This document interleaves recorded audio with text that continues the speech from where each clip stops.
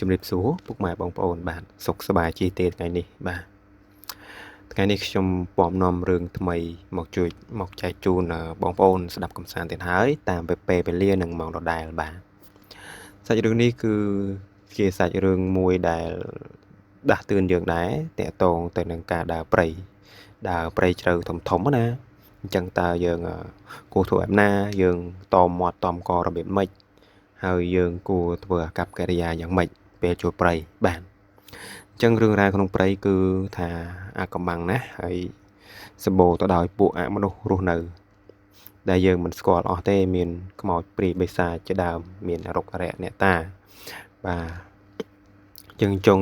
ចូលតំបន់គេគឺយើងត្រូវបាទរក្សាសណ្ដាប់ធ្នាប់ក៏ដូចជាតមាត់តមកកុំនិយាយផ្ដេសផ្ដាសគឺថាពួកនឹងគេប្រកាន់ណាស់ពាក់តងនឹងពាក្យសម្ដីទោះជាយើងថានិយាយលេងឬក៏យើងនិយាយដោយអចេតនាក៏ដោយក៏មិនអាចនិយាយបានដែរហើយមួយទៀតតើតែមានអ្នកចេះទៅជាមួយបានយើងអាចបានសុខណាព្រោះពេលខ្លះយើងធ្វើខុសមាត់កអញ្ចឹងទៅគេប្រកាន់អញ្ចឹងអ្នកចេះហ្នឹងគឺគាត់អាចបញ្ជាបានគាត់អាចសុំកម្មាទោសពីពួកអមនុស្សទាំងនោះឬក៏គាត់មានបល័យការពារអីផ្សេងអញ្ចឹងណាបាទអញ្ចឹងបើសិនតែយើងដំឡងមូលទៅគ្មានចេះអីទេអញ្ចឹងអាហ្នឹងគ្រោះថ្នាក់បាទហើយមួយទៀតយើង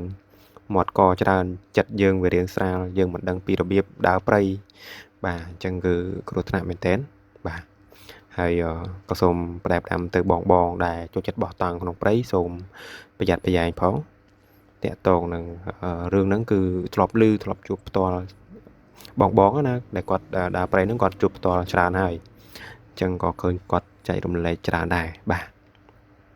អញ្ចឹងមុននឹងចូលទៅដល់សាច់រឿងក៏សូមឲ្យបងប្អូនជួយចុច Subscribe ឲ្យខ្ញុំផងបាទដើម្បីជាកម្លាំងចិត្តធ្វើវីដេអូបន្តបាទអញ្ចឹងរឿងនេះដែរគឺខ្ញុំបានមកពីបងស្រីនាងដែលគាត់ចែករំលែកមកតាមរយៈ Telegram បាទបងស្រីនាងគឺគាត់នៅខាងខេត្តបាត់ដំបងខាងស្រុកឯកភ្នំប៉ុន្តែរឿងនេះគឺមិនបានកើតទៅលើខ្លួនគាត់ផ្ទាល់ទេគឺកើតទៅលើម្ដាយគាត់ហើយនឹងឪពុករបស់គាត់អញ្ចឹងណាបាទអញ្ចឹងចង់ដឹងថាតើសាច់រឿងវាព្រឺព្រួចរន្ធត់ឬក៏មានខ្លឹមសារយ៉ាងណាក៏សូមចាប់ផ្ដើមនិទានចូលតែម្ដងបាទអញ្ចឹងបងស្រីនាងគាត់មានម្ដាយនៅខាងស្រុកសំឡូតណាស្រុកសំឡូតខាងភ្នំក្របែកយើងហ្នឹងឥឡូវហ្នឹងគឺមានចំការមានអីឥឡូវគេធ្វើចំការធ្វើអីចឹងណាអញ្ចឹងម្ដាយរបស់គាត់ហ្នឹងហើយនឹងពុកហ្នឹងគាត់ទៅបើថាគាត់ទៅធ្វើចំការដាំត្រេនដាំពោតដាំសដែកល្មៀតអីអញ្ចឹងណាបាទនៅលើភ្នំបាទឬក៏ជួលដីគេធ្វើចំការតិចតួចដើម្បីរកកម្រៃដែរអញ្ចឹងបងអូនស្រីប្រាប់ថាម្ដាយរបស់គាត់ហ្នឹងគឺឈ្មោះលឿតហើយឪពុករបស់គាត់ហ្នឹងគឺឈ្មោះពូអាតអញ្ចឹងណាមីងលឿតពូអាតអញ្ចឹងខ្ញុំសូមហៅថាពូលឿតមីងអាតសំទោសមីងលឿតពូអាតចុះបាទអញ្ចឹងមីងលឿតពូអាតហ្នឹងគឺគាត់នៅជាធ្វើសំទោសគាត់ជាអ្នកចំការនៅលើភ្នំហ្នឹងហើយពូអាតក៏គាត់មានមុខរបរមួយគាត់ចូលព្រៃបាទនៅពេលដែលគាត់ទៅព្រៃម្ដងអញ្ចឹងណាគាត់ទៅលក្ខណៈថា2-3ថ្ងៃអញ្ចឹងទៅគាត់មកវិញបាទហើយទៅហ្នឹងគឺវាតាមទីផ្សារដែរណាជួនកាលនៅខាងតកែខាងអ្នកចង់បានហ្នឹងគេចង់បានអីឧទាហរណ៍ចង់បានប្រភេទថ្នាំប្រភេទវាថារបស់ផ្សេងដូចជាផ្លែសម្រងដូចជាតែក្លឹមស្អីអញ្ចឹងណាបាទអញ្ចឹងចូលដល់ព្រៃជ្រៅទៅមានពួកអស់ហ្នឹងណាបាទអញ្ចឹងគឺគាត់តែងតែទៅព្រៃអញ្ចឹងទៅដល់ខែទៅគាត់ទៅមានគ្នាគាត់2-3នាក់ទៅជុំគ្នាបាទអញ្ចឹងគាត់បន្តទៀតថាបងនាងណាគាត់បន្តទៀតថាគាត់តែងតែទៅជារឿយអញ្ចឹងទៅប៉ុន្តែមិនដែលមានបញ្ហាអីទេបាទដោយសារតែគាត់ចេះដើរព្រៃបាទ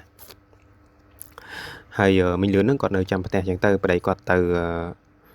ព្រៃអញ្ចឹងណាបាទហើយគាត់ប្រាប់ថានៅថ្ងៃមួយហ្នឹងគឺគាត់ទៅព្រៃហើយព្រៃហ្នឹងគឺជ្រៅណាស់លក្ខណៈថាដើរទៅយូរឬក៏មានផ្លូវមានដានគេដែរអញ្ចឹងណាក្នុងព្រៃហ្នឹងណាបាទទៅលើកនេះទៅរៀងយូរប្រហែលខ្ទង់1អាទិត្យ បាទអញ្ចឹងពួកអាចហ្នឹងគាត់ប្រាប់ប្រពន្ធបាទហើយប្រពន្ធ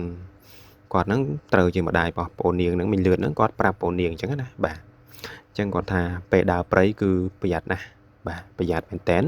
តែតងនឹងមាត់កហើយនឹងមានមនុស្សហៅអីគឺមិនឲ្យងាកក្រោយទេបាទហើយគាត់ថាជារឿយមានបងប្អូនហៅកូនក្មេងហៅមនុស្សស្រីហៅអញ្ចឹងណាបាទនិយាយចំទៅគឺសម្លេងដោយសាច់ញាតិយើងអញ្ចឹងប៉ុន្តែពេលថ្ងៃទេពេលថ្ងៃហើយគាត់ប្រាប់ថាពេលថ្ងៃកន្លែងខ្លះដូចពេលល្ងាចអញ្ចឹងងឹតប៉ុន្តែណោះថ្ងៃភ្លឺចាចប៉ុន្តែគាត់ថាដើមឈើធំអញ្ចឹងវាបាំងធ្វើល្ងឹតធ្វើឲ្យយើងព្រឺសម្បល់ដែរបើសិនជាយើងអ្នកមិនធ្លាប់ណាគាត់ថាព្រឺសម្បល់បាទអញ្ចឹងគាត់ថាបើសិនជាលឺមេឃភ្លៀងឆាប់រៀបរោបកន្លែងសម្រាប់ឲ្យហើយទៅព្រោះថាមេឃភ្លៀងផ្គរភឹបគឺល្ងឹតឈឹងបណ្ដោយមើលផ្លូវលែងឃើញអត់ឃើញផ្លូវទេបាទអញ្ចឹងប្រយ័ត្នណាត្រង់ពេលមេឃភ្លៀងហ្នឹងគឺបងប្អូនដើរព្រៃយើងគាត់ប្រយ័ត្នមែនតើបាទហើយចុះអាប់ចុះអីមកសូម្បីតែបើកពូលភ្លើងបើកពូលយើងណាក៏សឹងតែមើលមិនឃើញជួលទៅមុខគាត់ឃើញព្រោះវាល្ងឹតខ្លាំងពេកបាទហើយឮតែសំឡេងសត្វយំល្វើយតែគួរខ្លាចនិយាយចំទៅបាទអញ្ចឹងគាត់ពួកអានហ្នឹងគាត់ទៅចូលព្រៃហ្នឹងគឺគាត់ថាមានថ្ងៃមួយគាត់ដើរទៅពេលថាគាត់ដើររៀងក្រោយគេដែរអញ្ចឹងណាបាទគាត់ដើរក្រោយទៅគាត់ថាគាត់ឮសំឡេងមិញលឿតប្រពន្ធគាត់នេះហៅគាត់ថាហៅបងអញ្ចឹងណាហៅជាឈ្មោះគាត់បងអាតលោកអាតអីអញ្ចឹងទៅបាទគាត់ហៅដល់ពេលហៅពួកអាតគាត់ប៊ីសនឹងងាកដែរប៉ុន្តែគាត់ទប់ចិត្តអញ្ចឹងណាគាត់ថាព្រៃជ្រៅយ៉ាងហ្នឹងម៉ែអូនអីមិនមកដល់អញ្ចឹងគាត់នឹកឃើញអញ្ចឹងមិនគាត់អត់ងាកទេអញ្ចឹងចិត្តតែហៅគាត់លោកអាតអើយបងអាតអើយចាំខ្ញុំផងអីហៅជាសំឡេងរបស់ប្រពន្ធគាត់ស្ដាប់បានច្បាស់ប៉ុន្តែគាត់អត់ងាកក្រោយគឺគាត់តែបន្តដើរទៀតអាហ្នឹងទាំងថ្ងៃបាទទាំងថ្ងៃហើយទាំងថ្ងៃហ្នឹងគាត់ថាវារៀងល្ងឹតដោយសារដើមឈើណាវាបាំងចិត្តឈឹងអញ្ចឹងទៅបាទល្ងឹតពេលអញ្ចឹងគាត់ងាកទេបាទហើយអ្នកផ្សេងក៏គេថាលឺ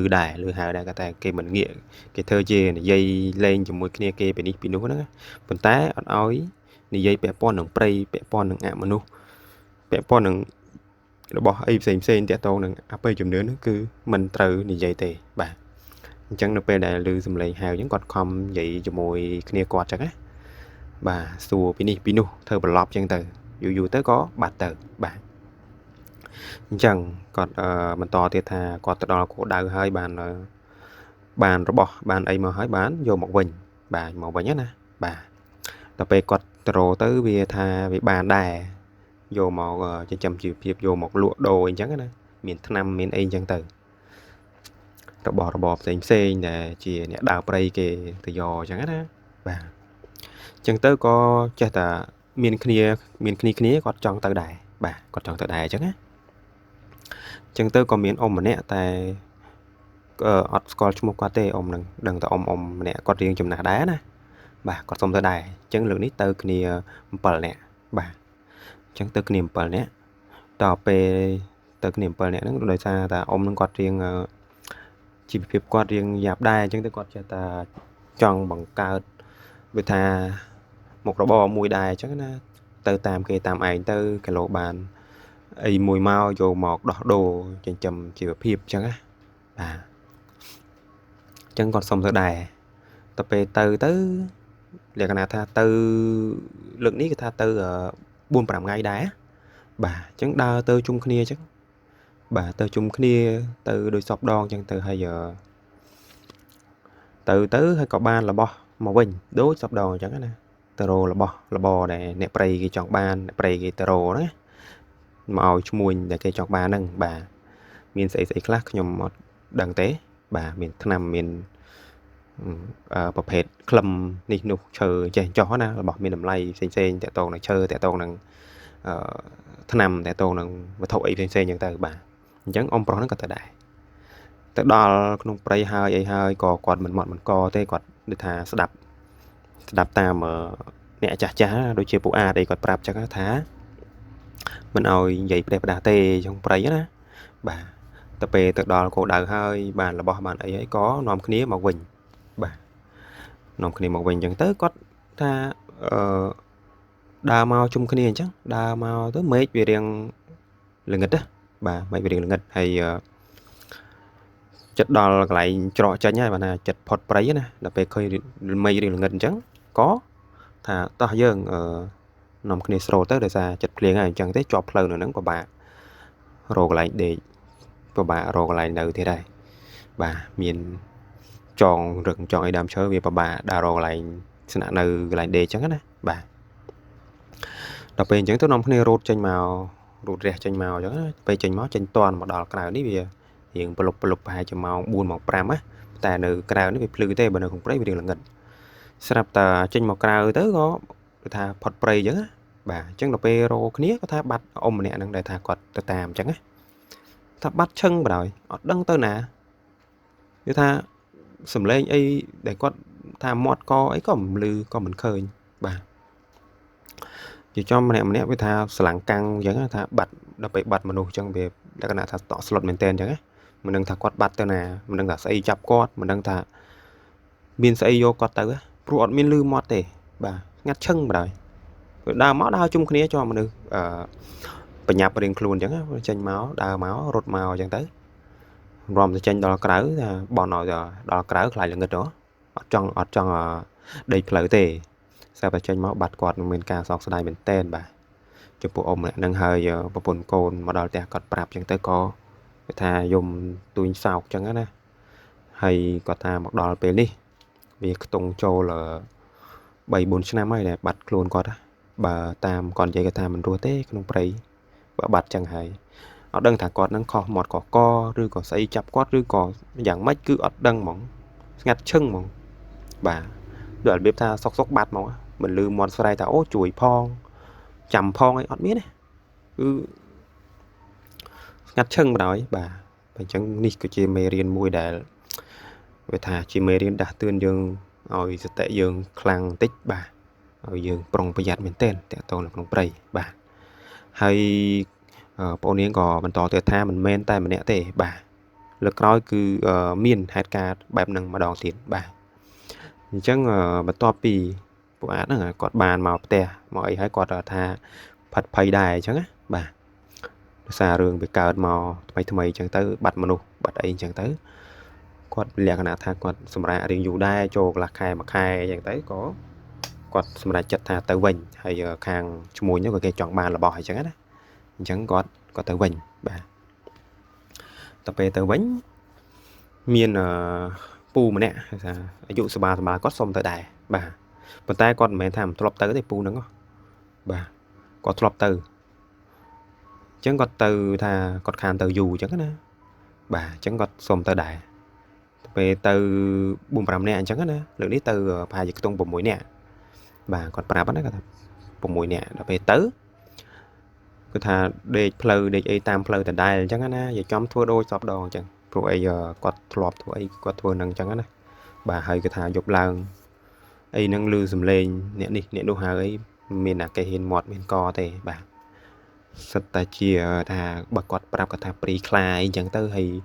ពួកខ្មោចព្រីបិសាចអីចឹងវាមកបន្លំមកអីចឹងណាបាទតែយើងហ៊ានឆ្លើយតបមួយវាគឺគ្រោះថ្នាក់ហើយអញ្ចឹងម្នាក់គឺផ្ដាំគ្នាហើយថាមិនឲ្យឆ្លើយតបទេបាទអញ្ចឹងគឺដូចលើកមុនដូចសពដងអញ្ចឹងគាត់ទៅយករបស់ទៅយកអីវ៉ាន់ដែលគេត្រូវការហ្នឹងគឺយកមកតទៅពេលហើយគេថាពូម្នាក់ហ្នឹងក៏គាត់នៅនឹងដែរទៅពេលមកវិញមកជុំគ្នាអញ្ចឹងណាបាទពេលមកជុំគ្នាទៅក៏ចេញមកផុតបាត់ម្នាក់នឹងទៀតបាទមិនដឹងថាយ៉ាងម៉េចបាត់ដូចលើកមុនអញ្ចឹងបាទអញ្ចឹងហេតុការណ៍ដែលគាត់ជួបផ្ទាល់គឺវាលក្ខណៈថាភ័យរន្ធត់ហ្នឹងវាភ័យត្រង់អីត្រង់ថាបាត់មនុស្សអត់ដឹងមូលហេតុមិនដឹងថាបាត់ទៅណាមិនឮសំឡេងមិនឮអីសុកបាត់អញ្ចឹងណាហើយអារម្មណ៍ម្នាក់គាត់ថាគាត់ថាអត់ចាប់អារម្មណ៍អីមិនទេដូចថាមានអីមួយបំភាន់យ៉ាងម៉េចមិនដឹងហើយពូម្នាក់ហ្នឹងមិនមែនថាមិនធ្លាប់ចូលព្រៃទេគាត់ធ្លាប់ចូលដូចគ្នាគាត់ថាអត់ដឹងយ៉ាងម៉េចបាត់ហើយបាត់ដល់សប្តាហ៍ថ្ងៃហ្នឹង 3-4 ឆ្នាំអីចឹងទៅប៉ុន្តែគ្មានសង្ឃឹមទេគាត់និយាយប្រាប់គាត់ថាគ្មានសង្ឃឹមថានៅរស់ទេបើសិនជានៅរស់ហើយតា ក៏មិនដឹងថារកអីហូបហើយនៅមួយព្រៃជ្រៅអញ្ចឹងគ្រោះថ្នាក់សត្វសាហាវក៏មានពួកមនុស្សច្រើនទៀតបាទអញ្ចឹងគ្មានសង្ឃឹមថារកទេដល់ពេលអញ្ចឹងគាត់ថាគាត់ចង់រៀងអញ្ចឹងណាភ័យដែរទីថាបាត់បន្ទាប់គ្នាអញ្ចឹងបើឧទាហរណ៍ថ្ងៃក្រោយទៅប៉ះលើអ្នកណាអ្នកណីអីផ្សេងៗណាគាត់មិនហ៊ានគិតច្រើនទេក្នុងចំណុចហ្នឹងណាអញ្ចឹងឥឡូវមួយរយៈនេះគឺក្រោយមកទៀតក៏គាត់ផ្អាកទៅខាងហ្នឹងទៅគាត់ទៅខាងព្រៃផ្សេងអញ្ចឹងណាតែគាត់ធ្លាប់ទៅច្រើនព្រៃហើយព្រៃហ្នឹងឈានគៀកព្រំបទល់ថៃអីហ៎បាទចឹងក៏ដូរទីតាំងទៅជប់ទៅខាងហ្នឹងអញ្ចឹងណាដោយសារជប់រឿងប្លែកជប់រឿងសាហាវពេលអញ្ចឹងទៅគាត់បដូរទីតាំងវិញបាទអញ្ចឹងតកតងនឹងការដើរព្រៃតកតងនឹងការចូលព្រៃជ្រៅសូមបងប្អូនដែលបោះតង់ដែលដើរកំសាន្តទៅព្រៃជ្រៅហ្នឹងកុំមានការធ្វេសប្រហែសឬក៏មាត់ផ្ដេសផ្ដាស់អីគឺអត់ទេដើរតែគិតក្នុងចិត្តអីទៅបាទកុំឲ្យនិយាយចេញមកក្រៅវាអត់ល្អទេមួយទៀតវាអាចនាំទុកដល់អ្នកជំនាញខ្លួនក៏ដូចជាខ្លួនឯងផ្ទាល់ដែរជួនកាលគេអាចមកតាមយើងនិយាយខុសមាត់ខុសកព្រោះហ្នឹងគឺគេប្រកាន់ណាមិនឲ្យយើងនិយាយផ្ដេសផ្ដាស់ទេបាទអញ្ចឹងសាច់រឿងរន្ធត់នៅក្នុងព្រៃគឺខ្ញុំបាទមានតែប៉ុណ្្នឹងឯងបាទតកតងនឹងកំហុសខុសឆ្គងតកតងនឹងការនិយាយសម្រាប់ជូនបងប្អូនខុសឆ្គងត្រង់ណាហើយក៏ជារឿងសាច់រឿងរបស់ក្រុមគ្រួសារបងស្រីនាងបើសិនជាខុសឆ្គងត្រង់ចំណុចណាក៏សូមខន្តីអភ័យទោសពីខ្ញុំបាទចននាថាមានតែប៉ុណ្្នឹងជាចុងក្រោយក៏សូមឲ្យបងប្អូនសុខសប្បាយទៅណាមកណាមានសុខភាពល្អសំណាងល្អគ្រប់គ្នារកស៊ីមានបានគ្រប់ក្រុមគ្រួសារសូមអរគុណសូមគោរពលា